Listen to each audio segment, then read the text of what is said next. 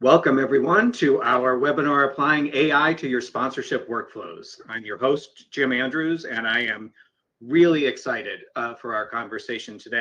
Excuse me. So excited, I'm all choked up. But if any of you joined the webinar last month that Sponsor CX founder and CEO Jason Smith and I talked about trends, one of the things that Jason and I discussed was where the impact of AI would be felt kind of immediately in 2026. And in addition to benefiting from the assistance that AI tools can bring in identifying and researching sponsorship prospects or opportunities, we talked about creating and building sales and marketing materials. But we also mentioned kind of quickly AI's role in managing all of the different aspects of the relationship between properties and brand partners. And we really wanted to go deeper. That's such an important topic. It's a really new area. So we wanted to go deeper into that. And that's why we're all here today. And we also wanted to talk to someone who really knows that subject very well, because I can't think of another person who's really expert in that. But we have the guy here today, and that's Creed Mangrum, who is, of course, the CTO, the Chief Technology Officer for Sponsor CX. Let me just give you a little bit of background on Creed. He is a graduate of MIT. He's got his BS in computer science and molecular biology. He has spent a career building web and mobile applications. He worked with various startups, both in Boston and in Salt Lake.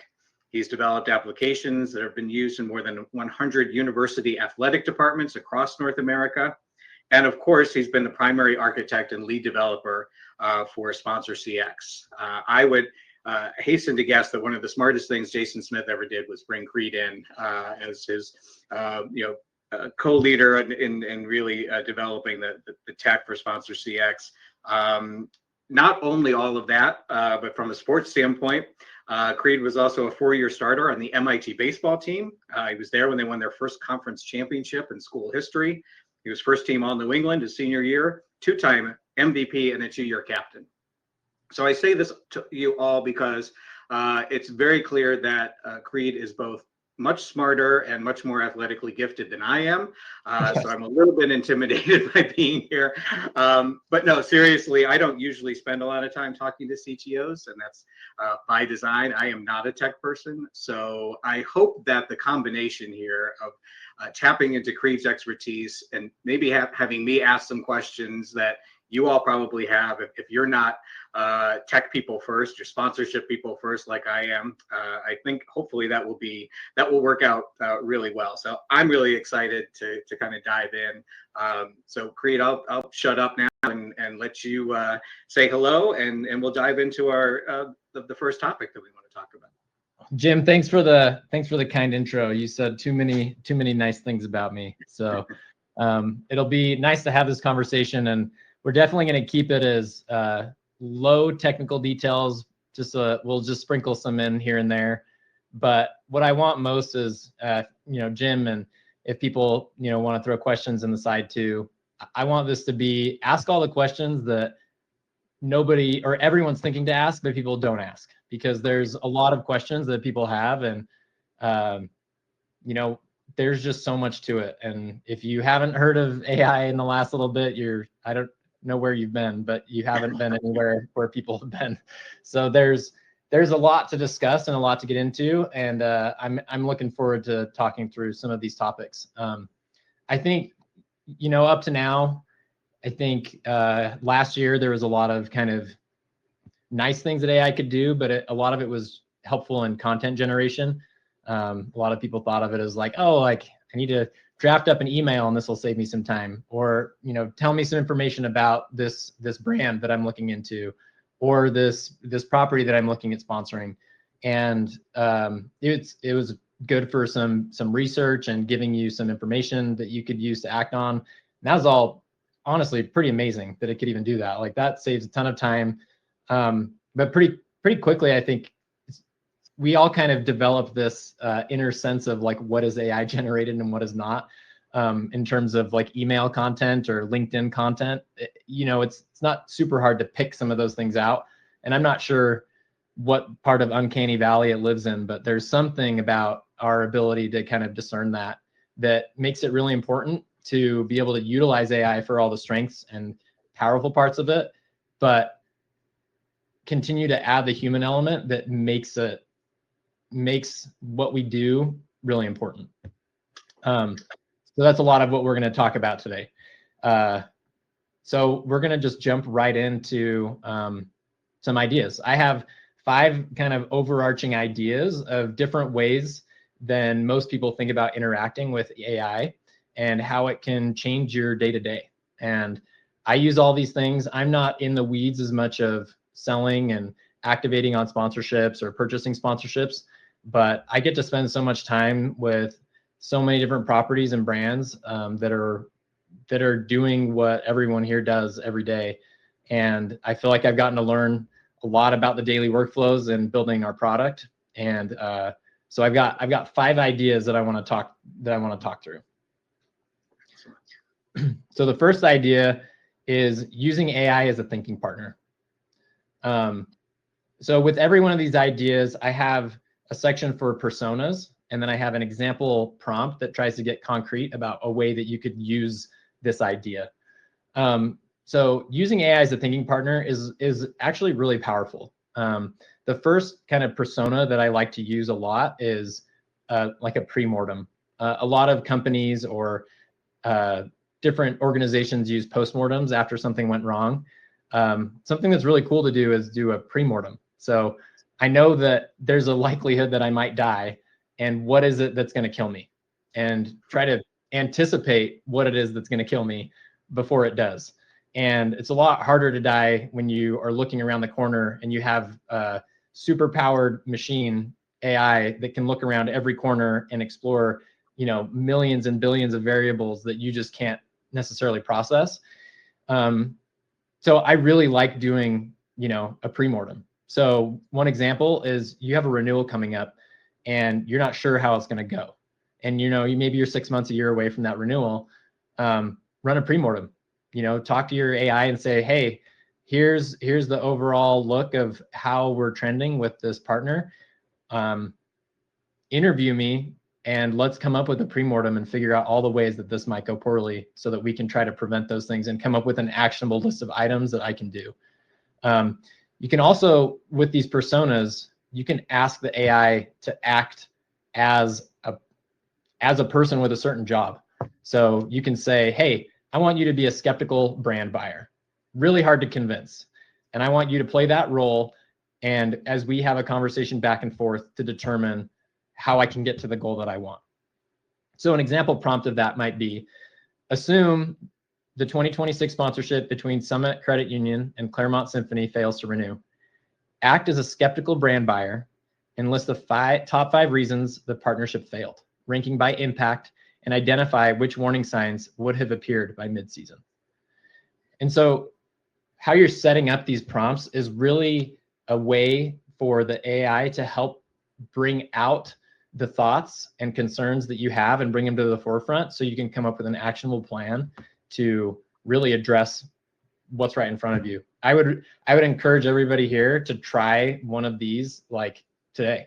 Think about something that's coming up in the next 6 months and think about what is it that's going to kill you, and then have the AI help you figure those things out and come up with a plan to avoid that impending doom. Jim, do you want to pause it all here and go back and forth a bit on this? Yeah, let me ask you a question about that. So, and again, this is, AI for dummies, and I'll be the dummy, right? Is AI just feeding you back in response to that prompt, just kind of general, these are things that can go wrong with a sponsorship? Because AI doesn't know exactly what the particulars of your agreement are, or what's been happening, unless you're also feeding it other information besides this prompt. Is that correct? Yeah, exactly. And I think in a lot of ways, the tendency of AI is going to be very reflective. It's not going to push you or challenge you in many ways unless you ask it to. If you tell it to be, skeptical, if you tell it to, think about the ways you're going to die, then it will. And if you kind of have to push it into a box to tell it how it should act, otherwise it's going to be very supportive. It's gonna lean your side. It's gonna be biased towards the information that you're giving it or the way that you're leaning most of the time, unless you tell it to specifically look from the other side, which is you want someone that you can tell to be, devil's advocate in that conversation. But one of the things I like to do is I like to give a lot of information and data to the AI to help it know what I'm trying to get out of it. But a great place to start is to start more vague. So if you start vague and have it interview you, you really start with a big funnel that's really vague, and there's multiple different paths you can go, but it really helps you surface the things that you're most concerned about, or it helps you surface the parts of whatever you're trying to decide about that's really important to you. So it might bring up 5 or 6 different examples, but to you, you might be like, this is the direction I want to go with what I'm concerned about. I'm going to give it some information about the specifics of that deal. So maybe this deal between Summit Credit Union and Claremont Symphony has, a specific amount of hospitality from one of the upcoming shows. And they have 6 tickets that are coming up, and you want to make sure that they have an extra good experience. So what can I do with that upcoming event to really dial in, and solidify that partnership and show them why it's meaningful for them to be partners with us? So you might lean that direction, but if you start vague, you can give it information along the way in bits and pieces, and it can create a really nice picture of the whole experience. But you really do want to push it in a way that isn't going to just confirm, I don't know how many people have just seen the words like, perfect, you're thinking about this in the right way, or that's a great question, I admire that. It's really going to be very affirming in many ways. It has a very high reward incentive to make you feel like you're really smart and really good. If you tell it to do the opposite, though, then you can kind of get some really good information. And that's the power of the persona, is its inherent persona is going to be affirming, whereas it can be whatever persona you want it to be for the exercise. Got it. And I think that's such important advice, and it's something I've started to learn, as a nascent user of these AI tools. And I think it was, you could kind of see it in the question that I asked. My first inclination is I have to tell it everything all at once up front. So I end up trying to write prompts that have all of the details and all of the specifics in it. But you're right, you don't have to do that. I love that idea. You can start out vague, and it will help you narrow it down. It's so important to not just, ask one question and see what you get. You've got to kind of drill down. And I know the different tools have different ways of doing that, but at the bottom, there's always those kinds of follow-ups, right? And if you keep going with that, as you say, that's where you get into the really good stuff. The phrase, ask me one question at a time, is super powerful. If you add that to your prompts and you just say, ask me one question at a time, that's a really, really powerful thing. And I use that all the time in, technical things I'm working on, when I'm working on sales, when I'm on sales calls, or I'm in CS things with, when I'm engaged with customers. A lot of times I'm like, ask me one question at a time. And it really helps me, find the signal and not be caught up in the noise. Because you do get a lot of stuff back. You put in a prompt, you're going to get a wall of text a lot of times. And you can even do, you can have it synthesize or shorten, but like if you say one question at a time, you can go for a pretty long time and really get really deep, or you'll find what you're looking for pretty quickly. And ask me one question at a time is a super powerful phrase that I use all the time in these things. I love that. I wrote that down. That's going to be a key takeaway for me, because again, I'm guilty of not doing that, and then having the AI basically come back and prompt me like, would you rather be more specific about one thing or what have you? So that's hugely important advice. And I think that brings up another interesting point that I address a little bit more later. But it really, a lot of times I think we treat AI as like, here's a blob of information, give me one answer back, thank you, I'm good, and I'll go. And rather than thinking like AI gets really powerful when it's in the right context and that context can grow. So if you go to a place where you build up information and it has access to that information, then you really get some powerful returns when you're kind of consistently over time building upon some of that interaction that you've had. And you don't have to be perfect up front. You can start super vague and you just be clear with what your expectations are and what some of your assumptions are, and you can have it challenge you and get you to the right place. And I think the last note on this is, and this is a theme from all of these, is you really want your AI and how it works with you to help you be preventative and not just reactive. So you can really think about things beforehand and plan ahead rather than just being reactive. And that's even how you can interact with your AI too. The transactional, I say one thing with this big wall of information, you give me one thing back and then I go with it, or maybe ask one or two follow-ups where I'm asking the questions. You want the AI to be like prompting you to get the information that you want. I'll stop talking about this one now, unless. Yeah, that's awesome advice. Okay.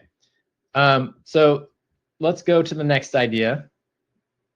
So another idea is about smarter activation planning. Planning and organizing is a really great thing to do with AI. So some of the personas you can ask it to act like is an activation rep, someone who's it can imagine that it is a rep that has to go and install a bunch of signs and take t-shirts and drape t-shirts over every seat in the stadium. It can imagine what the type of work that is. And so you can have it think about what it's like to plan those things. You can also have it plan to be a legal person who is thinking about all the risk involved in all the stuff that you've committed to and making sure that you're delivering from a legal perspective, because you don't want the legal backlash of not delivering on what you said you're going to deliver on. So there's some interesting personas you can apply here, but an example prompt is something along the lines of, Austin Thunderbirds are partnering with Trail Fuel Energy Bars for a 6-month season. Design 3 in-venue activation concepts that can be executed by a small ops team. Include clear success metrics and flag any legal or brand safety risks. Given our schedule, space these out for optimal impact. So there's a little bit of like extra information that's maybe hidden in this prompt, which is like what our schedule is. You can also kind of feed it like, we have these other big initiatives planned, some other, maybe another company that's in an adjacent space that we want to make sure that we schedule around so they're not all at the same time. If you have an energy bar and an energy drink, you might not want them to be on the same night. You can have it craft a really good organizational plan for sequencing, because it can think about space and it can think about how to optimally schedule things. Because sometimes you don't want there to be big spaces if you're going to reuse some signage. You don't want it to be out of date, or there might be some advantage to grouping them, but you also want, the longevity of like those consistent exposures. So a great way to do that is like, hey, here's a bunch of my activation stuff that I have to do. It can be partner by partner, or it can be on a holistic perspective. Hey, here's what I want to do. Help me plan this out. And you can come up with a really nice comprehensive plan. And depending on what the output is that you're looking for, it can give you output in a lot of different ways that then you can work with, so that you really have a lot of confidence in how the partners are going to respond to that plan throughout the year. And most of the time, I don't think you should ever assume that it's going to be 100%. But if it can get you 90 to 95% or even 80%, like that's going to be pretty powerful. And then you can move a few things around. Yeah. Well, and it sounds like too, if I'm kind of reading between the lines a little bit, you can kind of use AI to kind of troubleshoot before you actually do things, right? It's almost like, hey, here's the plan, or okay, now we have these ideas. Tell me everything that could go wrong, or tell me where where the holes are, where something like you mentioned, like what did you have to consider the size of the signs, if things are going to be moving around or changing.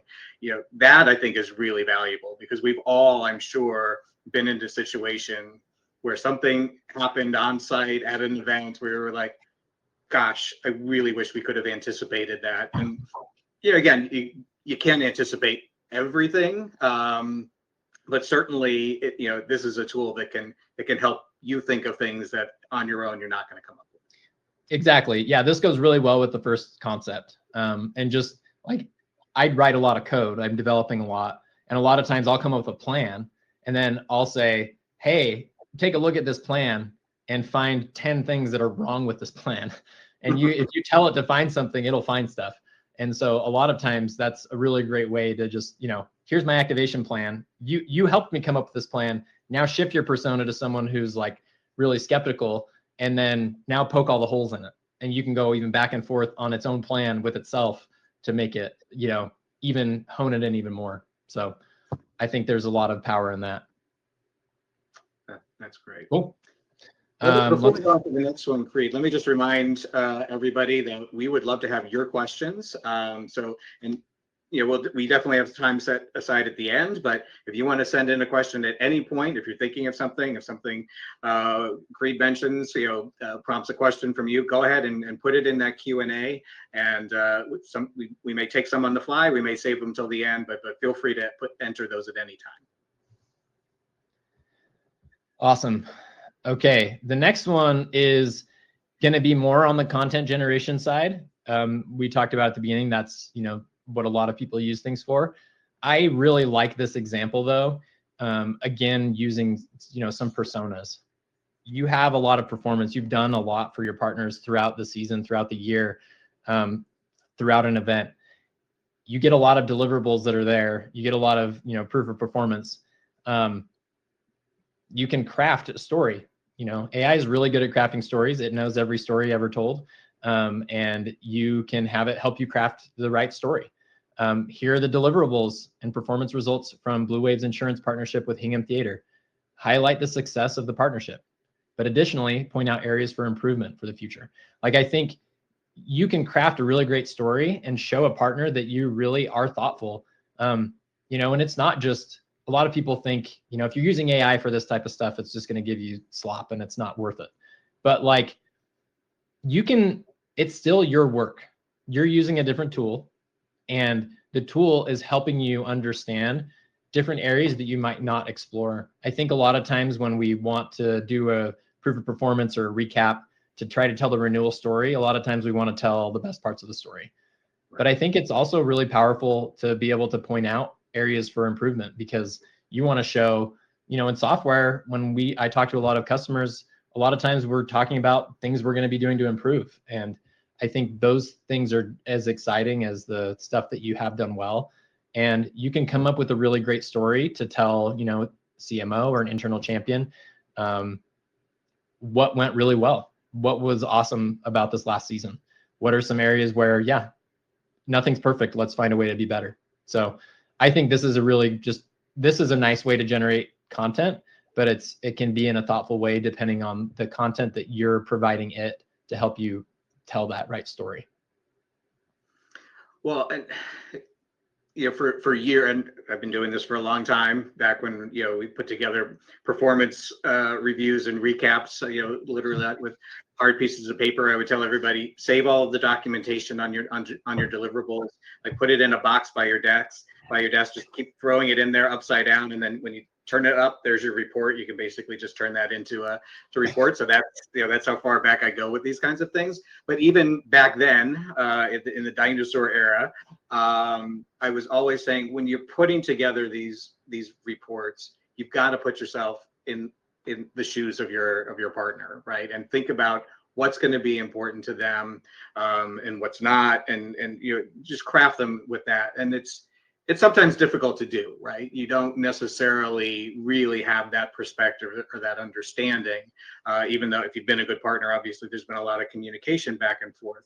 But here again, that's where AI can step in. As you say, if it's taking the persona of the CMO or the sponsorship VP, it can give you that perspective so that you really are crafting something that is going to be relevant to the person you're giving it to. Well, and like, Jim, that's a great point. I mean, I feel like it probably was in a lot of ways. If someone was really good at putting all their files in that box, they probably got a pretty good report because everything was in the box. I feel like now you can generate so much stuff, and we Right. have so much stuff. Like you get pictures. I don't know how many people have pictures on their phones from all their partnerships and brands and everybody that they're working with that are just Thousands. like somewhere in their phone, and then there's somewhere in someone's email, and that is not easy to work with. Whereas if it wasn't a box, that might be a lot easier to work with.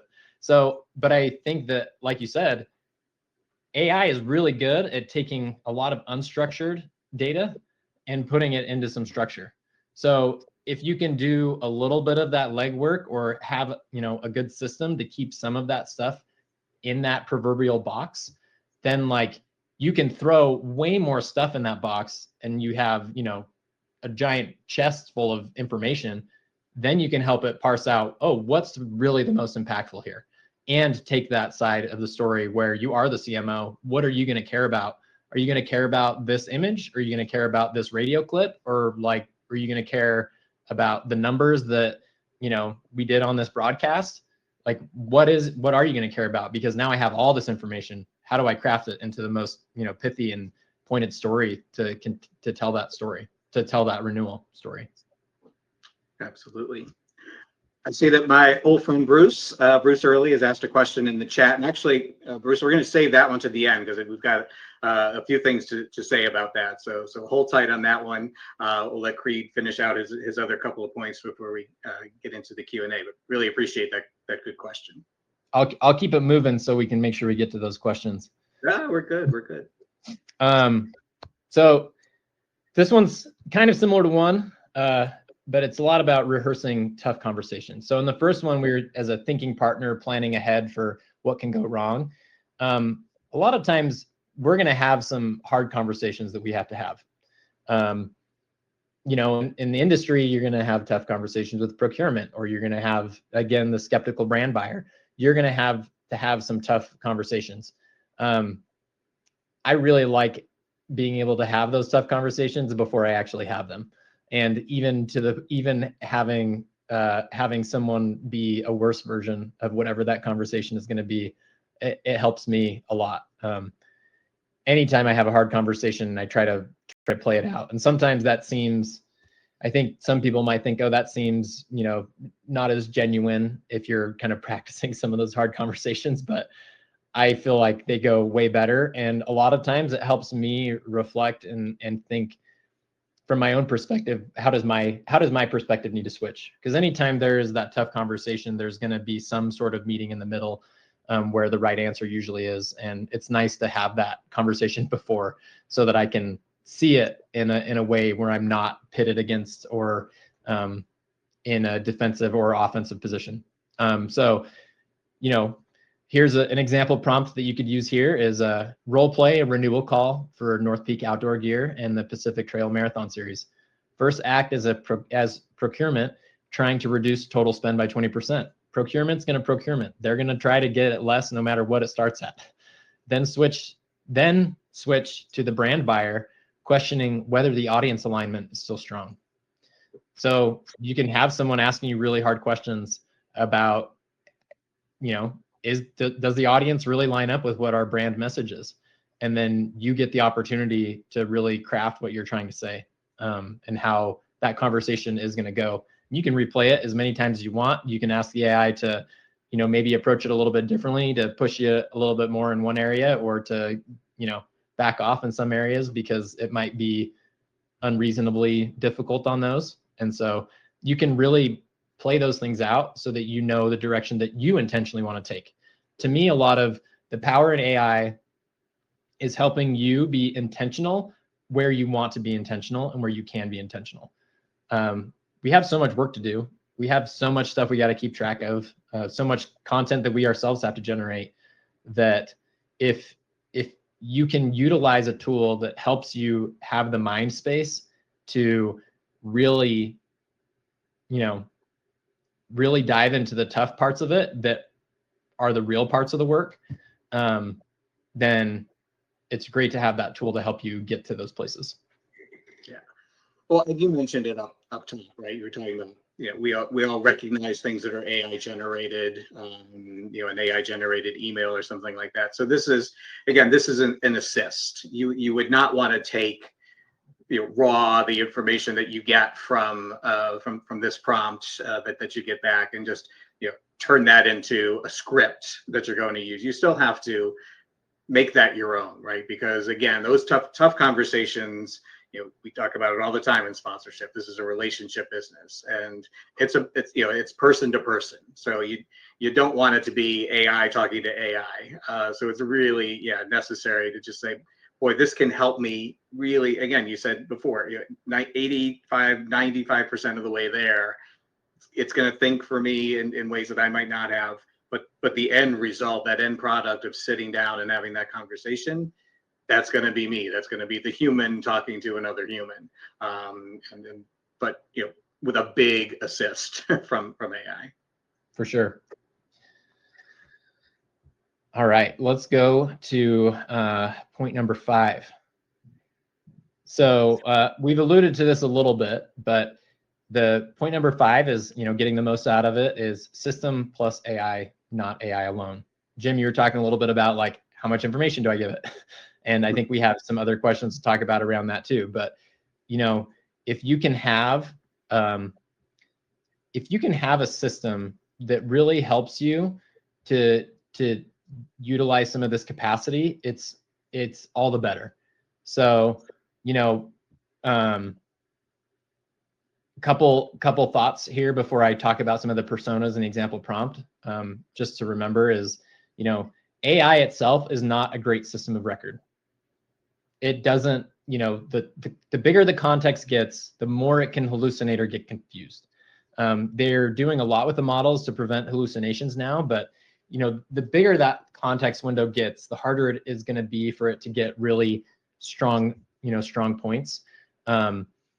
So it's not a great system of record to where you want to keep information, but it's a great way to interpret that information. Again, without structure, you can give AI a lot of unstructured data and it can pull a lot of patterns out. But with more structure, AI is going to produce more confident answers. So the AI answers with unstructured data are very shallow, less confidence. With more structure to the data that you're utilizing, it's going to produce much more confident answers that are based on actual information that it can read and discern. Another thing to note is like legacy systems are slow with AI, and they sometimes make things worse rather than enabling good behavior. So depending on the systems that you're working within, you may think about, okay, how can I extract this information so that I can work, with an AI to help me make good decisions.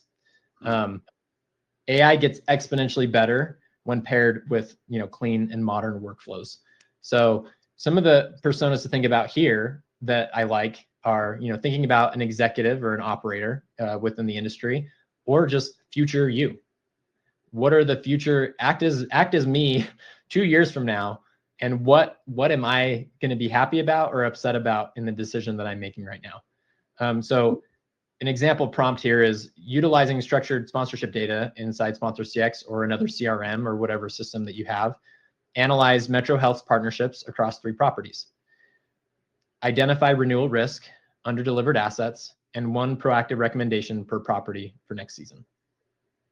So this is a great way that you can, if you have some of that data that you can pull or access or work within, you really have some power, because that structured data provides the AI a playground where it can go and explore a lot of different avenues, and it can give you some very confident answers to what you're trying to get out of it. So I really like thinking about what is AI and what is it good at, and what sometimes do I try to force it to do that it's not as good at. But AI will be confident no matter what. Like, you're going to be confident and shallow, or confident and really good and deep. But it will be confident regardless, unless you're kind of trying to coach it into being skeptical of itself. But it is going to generally be pretty confident about what answers it's giving you. So you just want to make sure that the information it's making those decisions on is also going to lend some confidence. Yeah.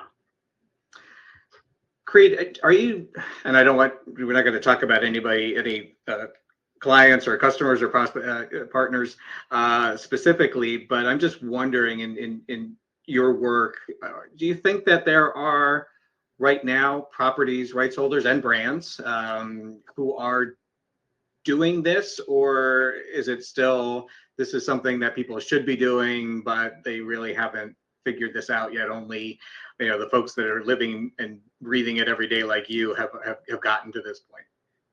I think it's going to be a mixed bag, honestly. I think the answer is somewhere in the middle, where I think there's a lot of people who would like to be using it more, but they aren't sure of where their barriers are. They aren't sure of where the edges of like what's safe to do or what they can do within kind of some company policy.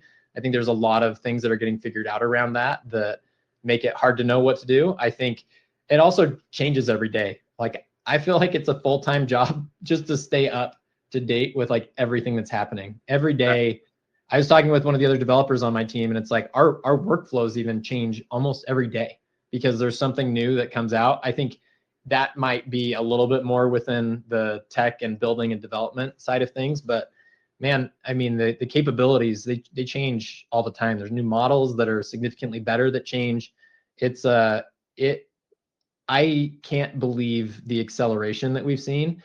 And because of that, I think, some of the things that some people do may have been good 6 months ago or 4 months ago, or they may not know or understand like what you can even do today. I think that from an industry perspective, like I think that there's a little bit of a like, how do we hook our tools up to this stuff in a way that's safe and secure, but also can give us the capability. I think there's just so many variables with how fast things are changing that you don't want to be like, from my perspective, I wanted to be somewhat careful about how we implement AI features into our product, because it is such a buzzword, and you want to be thoughtful about what you're facilitating and what you're going to be presenting, so that when it is in there, that it's actually going to deliver value, and you're not just like, it's just some other gimmick. Right. And so I think right now it's there's probably a lot more that's gimmick than is real, but the real is crazy powerful. So I think one of the tricky parts is the only way you can know is to try stuff. And I think you have to figure out, like, me and my team, and generally we're trying new things all the time, and we're trying to see what works and what doesn't work. And that's really the best way to know. Is I think you have to get a little uncomfortable and try a bunch of things. And hopefully a lot of these prompts are good at ways to like expand how you're thinking about it. But what I think is really going to change in the next little bit is that, systems are going to be available. There's this thing called MCP, which is a context protocol for agents to interact with. So we're working on a protocol that basically indicates to agents how they could interact with our system, as long as there's permission given and there's guardrails and there's all of the safety and security nets that need to be there. But if you can have the days are coming where you can just open up ChatGPT or Claude or whichever model is your favorite, and you could type into it and just say, I just was working with one of my developers on this, where we just typed into Claude and said, or show me the contacts that are on my account at in Sponsor CX, and tell me which ones I haven't had an activity with in the last 10 days. And in Claude, it can pull all that information and tell you what it is, and then give you some actionable insights. I think that you'll see a lot of coalescing of user experiences into interacting with some of these different agents, and the agents need to be able to work with a lot of different systems. And so again, this just nails home this slide where it's like, the systems that you're built upon are going to be increasingly more important, and they're going to be more important that they can be flexible and amenable to this future that's happening right in front of us every single day, because there's going to be so much more capability. There's so much more that people can do. so much more that people don't need to do that we've spent a long time doing that now can just be done. Right. So I think it's super exciting, and I think it's both our prerogative is to figure out both the right way to run as fast as we can towards it, but to run as fast as we can, like with a helmet on, and like knowing that there are going to be some pitfalls and some other things that are coming. Because you got to try stuff, but you also got to know, like, this is new. This is all new. Nobody knows, how some of this stuff is gonna fade out or is gonna play out. But it's definitely, you got to sort through the gimmick. What's the signal? What's the noise? And I think really the only way is to try. And so, yeah, I don't know. I think that goes right into this last. I just have one like remember point, and then and I'll be done. So this is the main point here. AI doesn't replace your expertise; it rewards it.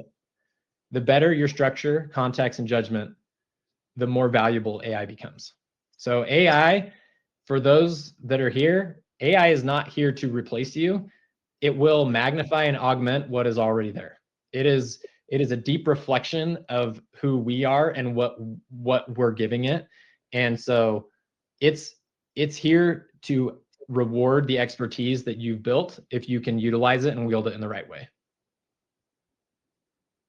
I think that's a great final piece of advice from you. And let me just go back for a second and explain why I asked the question about, do you think people are doing this currently? And that's, we have so many folks on participating today who, their primary job right now is revenue generation or getting better results from their partnerships if they're on the brand side.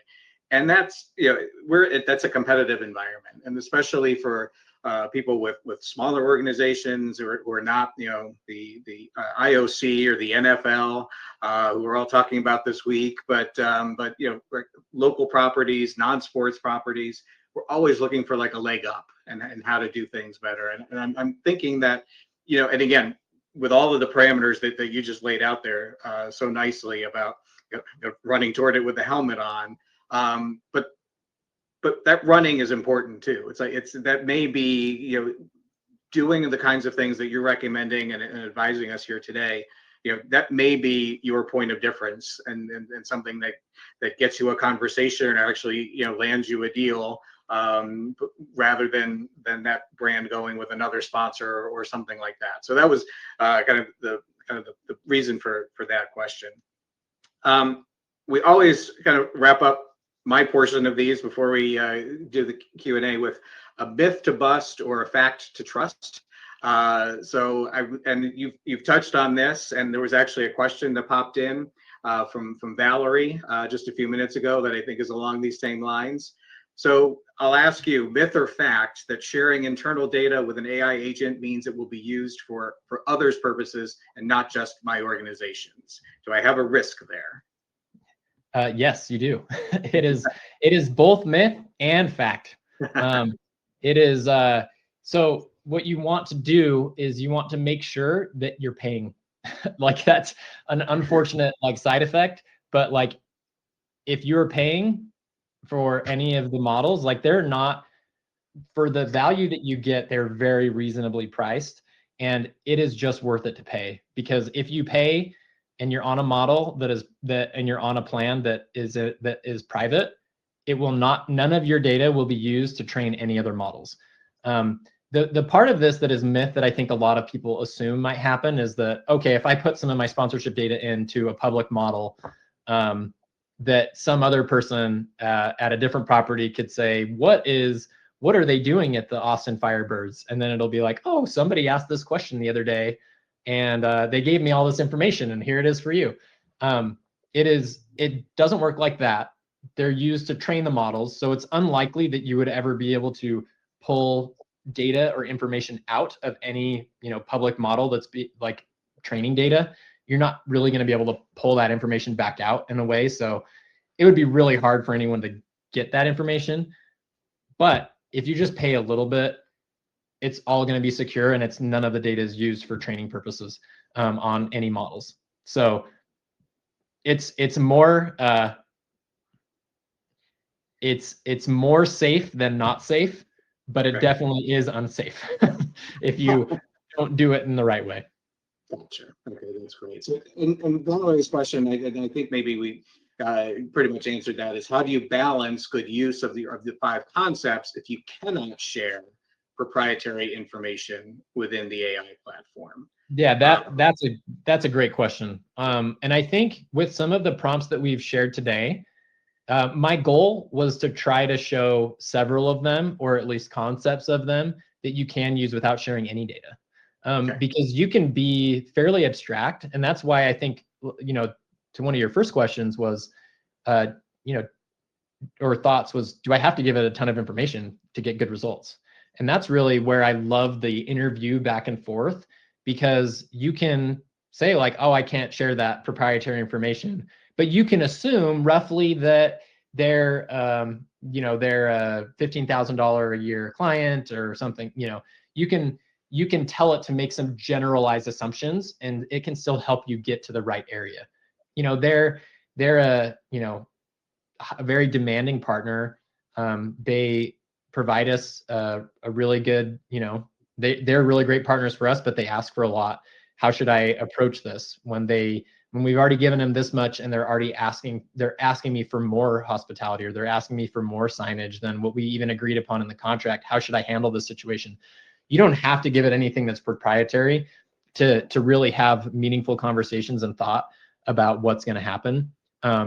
Because a lot of organizations right now are saying like, don't give any data to any generative AI model, which might not be a bad way to think about it, because we don't have evidence of how much we can trust the private or publicness.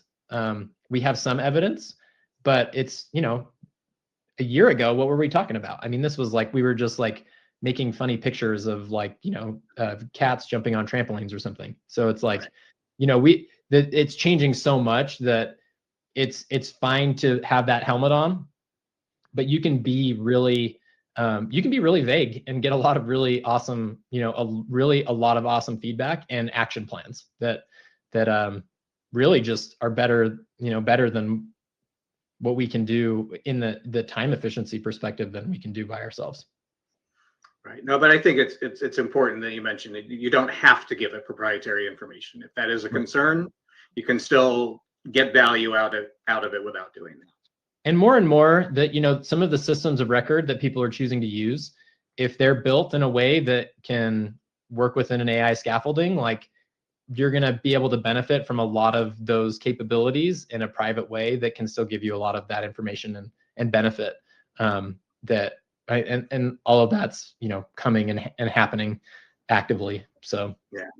Well, and that may be a good lead into another question that came in from Lindsay. She said, when leadership is asking organizations to, quote, invest in AI, do you think the expectation goes beyond AI chat prompts? What tools can we utilize even, I fell off my page, even beyond Copilot? And I mean, I would think the answer to that is yes. If they're asking you to invest in AI, it's not just about buying a professional part of one of the existing tools. Yeah, I totally agree, and I think that's an awesome question, because I think people just like saying AI right now. They just like saying like, yeah, you should put your money in AI. It's like, what does that really mean? And is AI just chatting? And the answer is no. And right. There's been a lot of products that have been using AI for a long time, but it didn't mean the same thing that it means today. I think when people say it right now, they mean generative AI that is using a language learning model to give you back a lot of information. Most modern software systems are going to be doing a fair chunk of AI just without calling it that, because that's how a lot of modern software works.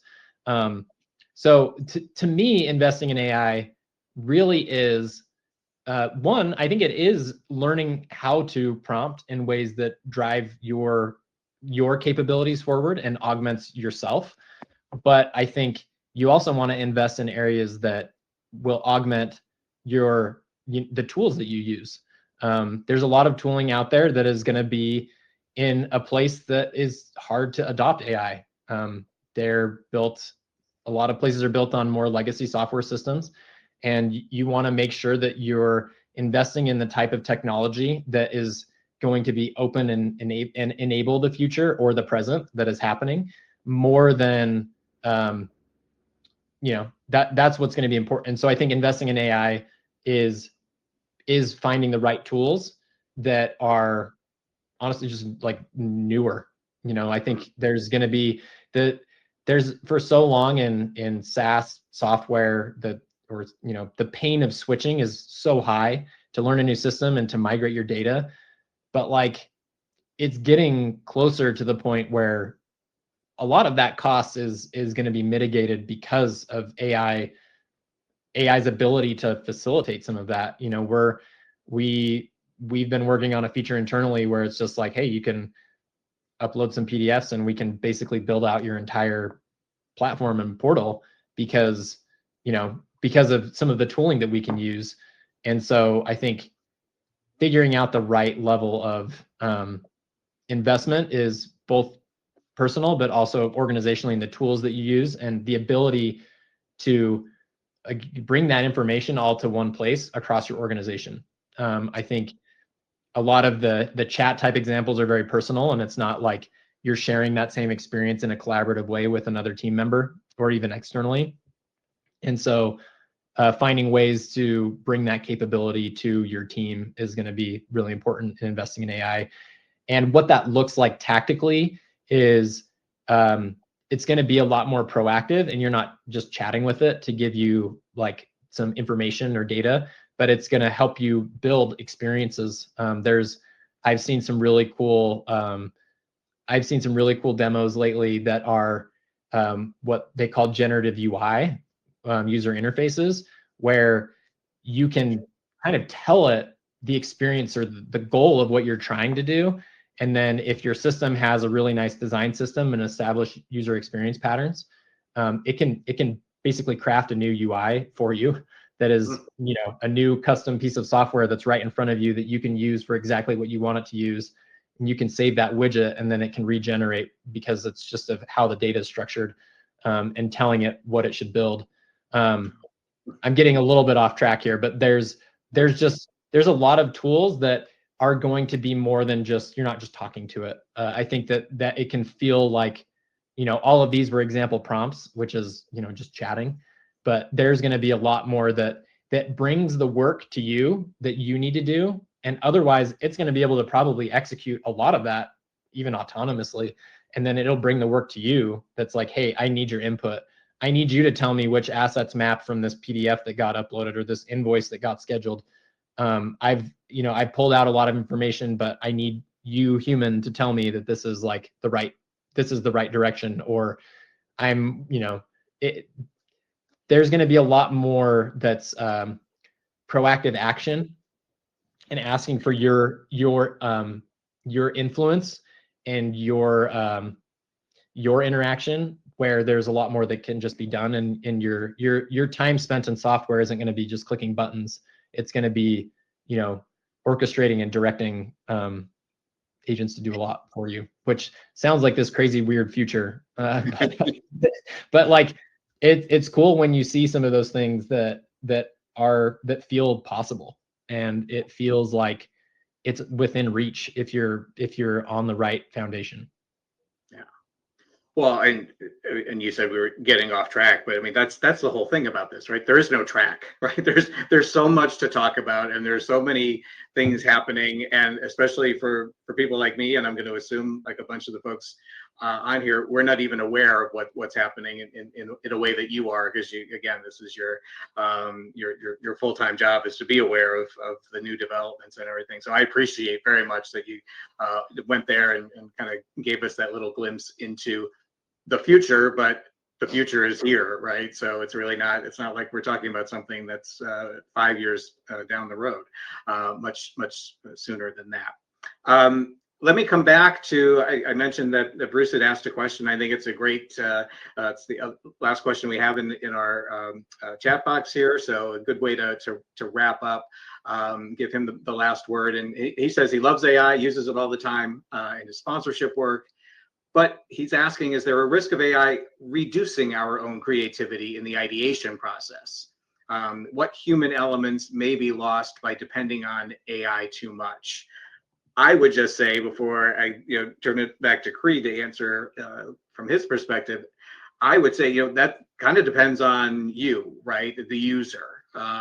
You have full control over making sure that you're not just turning over everything to AI, kind of as we talked about before, but that you are using it in the right way to help with concepting or whatever it is. It's literally, to me, it's like two heads are better than one. You might have, in the old days, a brainstorming meeting where you brought in every member of the team, even people who weren't part of the team, maybe administrative people, whoever, and just said, hey, let's all just kind of think about things, activation ideas we could do for this client because we need something new. And it's like, let's throw it all out there. To me, that's essentially the same thing as with AI, except AI is a lot smarter than the 5 or 6 people you were able to drag into a conference room by offering them lunch or donuts and coffee, whatever it was.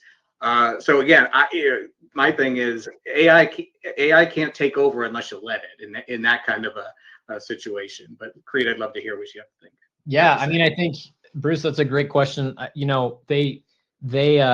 There's a lot of studies that show, the ones that I've seen are more from about developers, but they've shown that developers, they are forgetting basic concepts. There's basic concepts that people are just forgetting now. There's, GitHub is this, it's a repository for code that has a lot of public, open source software. And I think last week there's something like 20% of all the code contributed to GitHub, all the public repos was written by an AI last week. There's definitely a cost. There's definitely a cost to creativity and thought. But I think what Jim was saying is it hits it right on the head. I think, to me, and how I feel like I use it, is it gives me more intentionality in the way that I use it. So I think a lot of it's being thoughtful in the type of prompts that you're giving and the type of feedback you're looking for. If you're asking it to just give you output that you can use, it's going to definitely limit creativity, and ultimately it's fairly reductive, right? Because it's all trained on the same information, and in general, you would assume that it's going to come to similar conclusions, no matter who's asking those types of questions. It's the idea of this singularity, where if all AI is making UIs for everyone, are all UIs just going to basically look and feel the exact same? Is there no artistic element to the work that we do? And I think that if you're asking for it to do that, it will do things like that. But if you're asking for it to be a thought partner with you, it really pulls out the creativity and gives you more space for it, because it's removing the minutia and really giving you access to those really intentional parts of what makes you great at your job and why you've had such success over your whole career in partnerships. And it unlocks more than it closes those doors. But if you're not careful, it will. And there's plenty of studies to show that it's killing those muscles if you're not careful with it. Yeah. And that's what it comes down to. You just can't let it, right? And I understand that Bruce mentioned this in a follow-up comment. It's easier said than done to not let it, kind of do the work for you, and to remember that you still have play a big role in this, and even if it's hard or what have you. So, Creed, we've gotten to, we filled up our hour. We thought we wouldn't even get there, but this was such a great conversation. And first of all, let me thank all of you who asked questions, really great questions. Really enjoyed that. And Laura has just put a note in the chat that I would definitely make sure everybody takes a look at, because what we've done is we've started a LinkedIn group called Sponsorship Central. And that's a place where if you have a question that we answered all the questions today, but if you have one that you're just thinking about now or think about afterwards, and you want to reach out to us and say, hey, I have a follow-up to the webinar, that's the place to do it. So if you join that group, the Sponsorship Central group on LinkedIn, presented by Sponsor CX, you'll be able to, we'll be able to, all of us, keep the conversation going. So Laura, thanks for setting that up. I think that'll be a really great assist. And last thing I just want to say is, Creed, huge thanks to you. I never take notes when I host webinars, right? I usually just sit here and chat, but I was literally jotting things down. I'm like, I have to remember this. I have to remember this. I hadn't thought about that. So really, again, appreciate you taking the time. I think you gave us some great stuff to think about and to act on, and really appreciate it. Thanks, Jim. Thanks for hosting, and thanks for having me, and thanks for taking notes too. I hope that something I said was helpful for someone. You never know. So It sure was. It sure was. And that's it for this week's webinar. We've got another great webinar coming up in a couple of weeks. So look out for that in your emails and on LinkedIn. We have another great conversation. And thanks again, everybody, for taking the time and attending today.